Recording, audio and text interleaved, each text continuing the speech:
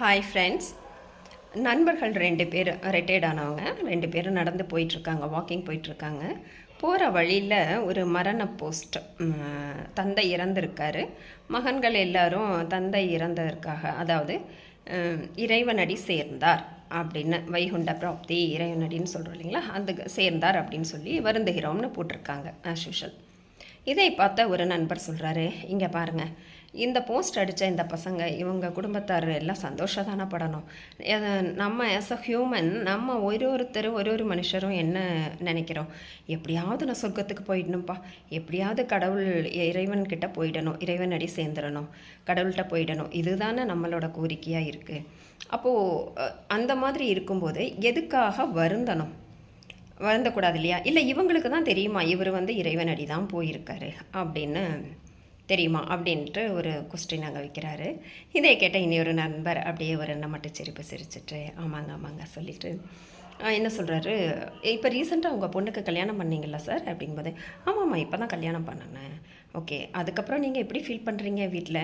ஐயோ அதை ஏங்க கேட்குறீங்க, ரொம்ப கஷ்டமாக இருக்குது. யாரும் இல்லாத சமயத்தில் யாரும் பார்க்காம தேம்பி அழுது கூட இருக்கேன் நான். பொண்ணு போனதை நினச்சா கொஞ்சம் கஷ்டமாக தான் இருக்குது, ஆனாலும் வாழ்கிறதுக்கு தானே அப்படின்னு அவர் சொல்கிறாரு. இதை கேட்ட நண்பர் சொல்கிறாரு, ஏங்க பொண்ணு கல்யாணம் தான் பண்ணி கொடுத்தீங்க, ஒரு நல்ல காரியம் தானே, கல்யாணம் பண்ணி கொடுத்ததுக்காக பக்கத்து ஊரில் தான் இருக்காங்க, நீங்கள் எப்போ நினச்சாலும் போய் பார்த்துக்கலாம். இப்படி இருக்கும்போதே உங்களுக்கு ஒரு வருத்தம் வருது. நீங்கள் பண்ணியிருக்கிறது ஒரு நல்ல காரியம், உங்கள் கூடவே இருந்த பொண்ணை இனி நினச்ச உடனே பார்க்க முடியாது அப்படிங்கிறதுக்காகனா ஒரு வருத்தம். ஆனால் இங்கே இனிமேல் நம்ம அவங்கள பார்க்கவே முடியாது, அவங்க கூட டைம் ஸ்பெண்ட் பண்ண முடியாது, இதெல்லாம் இருக்குது இல்லையா? அவங்க போனது எங்கே இருந்தாலும் இனிமேல் அவங்கள ரொம்ப மிஸ் பண்ணுறோங்கிறது தான் உண்மை.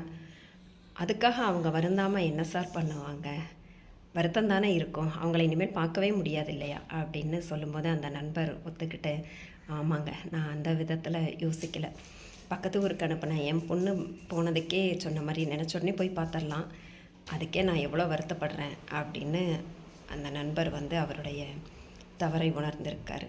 அப்போது ஒரு மனுஷர் இறக்கும்போது அவர் இறைவனடி சேர்ந்தார், சிவலோக பதவி அடைந்தார், வைகுண்ட பிராப்தி அடைந்தார் அப்படிங்கிறதெல்லாம் பெருசல்ல அந்த வார்த்தைகள், அவரை மிஸ் பண்ணுறோங்கிறது தான் உண்மை அப்படின்னு அந்த நண்பர் சொன்ன கருத்து உண்மை தான். இந்த நண்பர்களின் உரையாடல் சரிதான் அப்படின்னா ஒரு லைக் பண்ணிவிட்டு சப்ஸ்கிரைப் பண்ணுங்கள் ஃப்ரெண்ட்ஸ். தேங்க்யூ.